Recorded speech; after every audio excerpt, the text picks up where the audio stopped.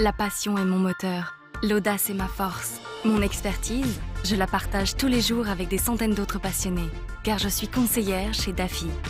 Équipement moto, accessoires et pièces détachées, DAFI, la passion pro.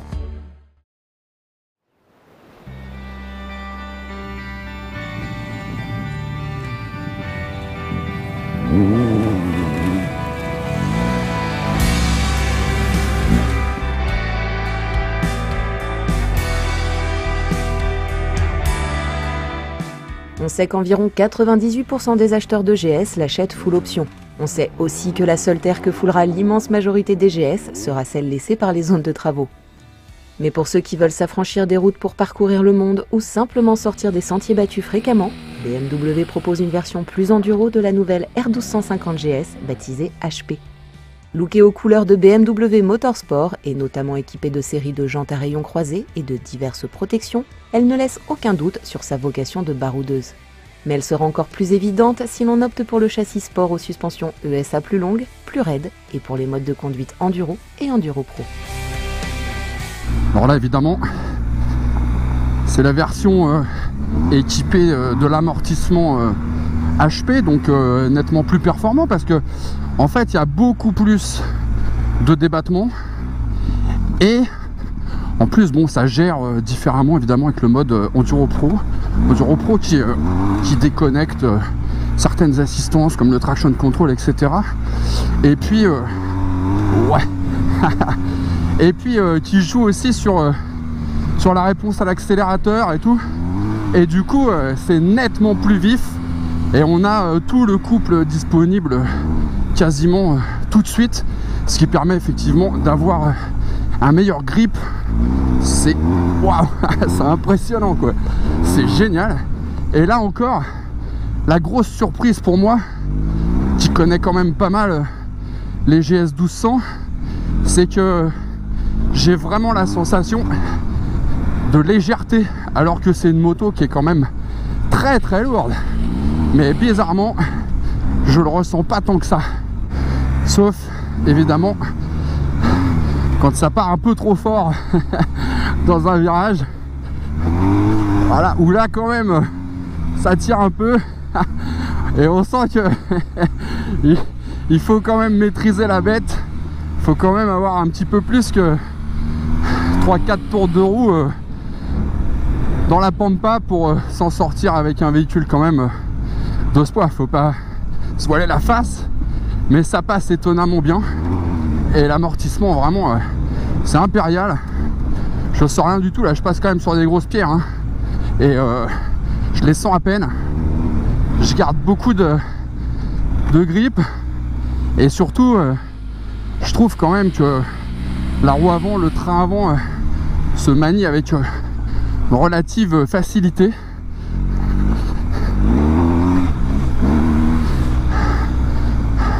On va éviter les bosses tout de suite.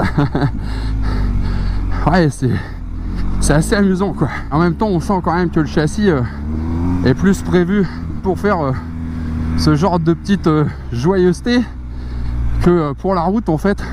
Ah, sur la route, clairement, il faut se mettre en mode dynamique, sinon même en mode road, je trouve quand même l'amortissement un petit peu souple. Et bon, d'accord, c'est confort, mais de temps en temps, on aime bien avoir un petit peu plus quand même de rigidité. Pour le reste, c'est comme d'habitude, hein. C'est équivalent à ce que j'avais déjà découvert avec la GS 1250 plus civilisée, c'est-à-dire une moto hyper simple, hyper évidente en fait. Eric, je sais que tu en as déjà dit un mot dans ta vidéo sur route, mais ce nouveau moteur ShiftCam avec son admission variable alors, il donne quoi dans ces conditions? Et ce moteur qui a retrouvé vraiment hein, ce couple, ces reprises, ce caractère quoi qu'on aimait tant sur les Twin avant qu'ils deviennent aussi sportifs avec le refroidissement liquide quoi. C'est plein partout, ça reprend tout le temps. C'est vraiment assez surprenant parce que au final on pourrait penser qu'il n'y a pas de gros changements. La cylindrée, la différence n'est pas énorme, Mais le système de distribution variable définitivement apporte un vrai gain en confort, en souplesse avec ce moteur, et puis en facilité quand on roule tranquille, et en grosse niaque quoi quand on envoie quoi. Quel que soit le rapport, c'est impressionnant quoi. C'est-à-dire que même en 5, en 6, à 130 en attaque, waouh, c'est la fête quoi. Ah, ça c'est vraiment top. Et pareil en termes de freinage, c'est hyper impressionnant la gestion du truc quoi. Parce que je peux taper dans le frein avant alors que je suis sur un sol complètement chaotique, et ça freine hyper bien. La bécane ralentit sans broncher. C'est vraiment très impressionnant. Et je garde du contrôle sur l'avant. En revanche, si je mets que du frein arrière, et ben ça fait partir l'arrière. En mode enduro pro, enduro, c'est super drôle quoi.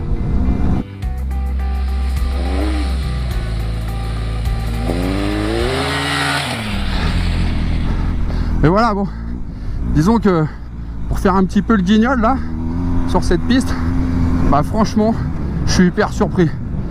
Je m'en sors finalement pas si mal, alors que honnêtement j'appréhendais un peu quand même. Tu devrais aller te reposer un peu là, parce que j'ai l'impression que t'as pris un petit coup de chaud. C'est pas très malin de rouler 3 heures comme ça par 31 degrés, surtout avec une moto de ce prix.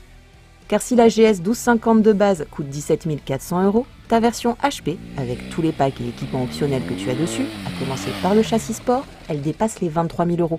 Alors t'es mignon hein, mais maintenant tu rentres.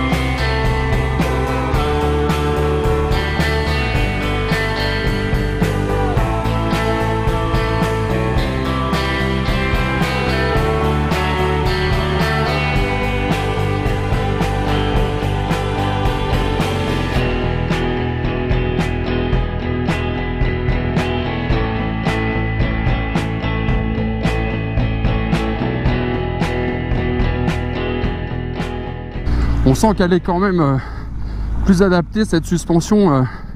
Merde. Ah là, je peux pas passer là. C'est la merde. Ouais. Oh, me voilà fourré dans un truc. J'ai perdu Tobias. Oh merde. Wow. Putain. Je suis HS. C'était une journée dense. Très dense. Il est 18 h.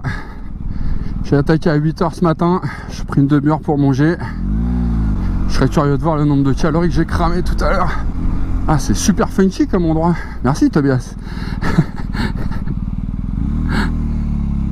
Je te cache pas que je m'attendais à mieux de ta part. Alors la Motor Life Family, Tobias c'est le gars qui conduit la petite BM devant moi, qui a réalisé les images des 2 essais de R1250 GS et qui est un ange. Il mériterait d'intégrer la team Motor Life. Franchement, il est au top ce gars. Je lui en ai fait voir de toutes les couleurs. Le pauvre. On a déjà 1 heure de retard et je pense que on est bien à 1 heure de l'hôtel. Ah putain. Ah quel kiff.